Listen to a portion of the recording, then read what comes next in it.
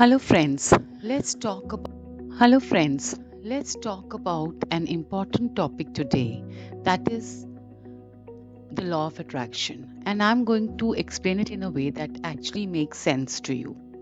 So get ready. Have you ever noticed something strange? The things you worry about the most often seem to keep showing up in your life. You worry about money, and money becomes an even bigger source of stress. You worry about your relationship, and suddenly every small issue starts feeling larger. You worry about failing, and somehow that fear begins affecting everything you do.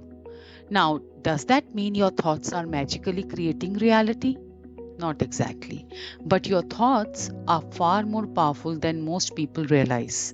And today, I want to explain the law of attraction in a way that is practical, simple, and easy to understand. Because once you understand this principle, you may begin looking at your life very differently. So let's start with a simple example. Imagine you are thinking about starting a business. It's exciting, but at the same time, it scares you. Your mind immediately starts asking questions. What if nobody buys? What if I lose money? What will happen if I fail?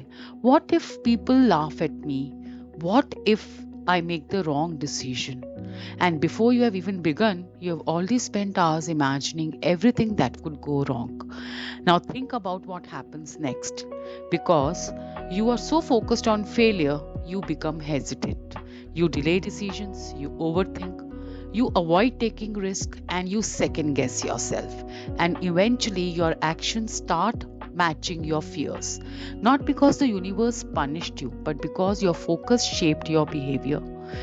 This is where most people misunderstand the law of attraction. They think it's about sitting on a couch, wishing for something, and waiting for it to arrive. But that's not how it really works. The real power of the law of attraction lies in what your thoughts do to you. Your thoughts influence your emotions influence your actions, and your actions influence your results. Let me say that again. Your thoughts influence your emotions influence your actions, and your actions influence your results. Now, let's look at another example. Maybe you are in a relationship and there is one thing your partner does that annoys you thoroughly. At first, it's small, but you keep thinking about it, you keep noticing it, you keep talking about it in your mind. Soon, that one issue becomes all you can see in your partner. You stop noticing his or her kindness, the support, the good moments, because your attention has become locked onto one particular problem. This happens everywhere in life. People focus on the traffic, the stress, the bills, the mistakes, the delays, the things they don't have, the things they don't want, and then they wonder why they feel frustrated all the time. So here's the question I want you to ask yourself. What if you spend the same amount of energy focusing on what you want instead? What if instead of asking, what if this goes wrong, you ask, what if this goes right? What if instead of imagining failure, you imagine success? What if instead of constantly preparing for disappointment, you started preparing for possibilities? Imagine how different your life would feel. Imagine waking up and thinking, what if this is the year my finances improve? What if I build a healthier body? What if I create a relationship that is stronger than ever? If I become more confident?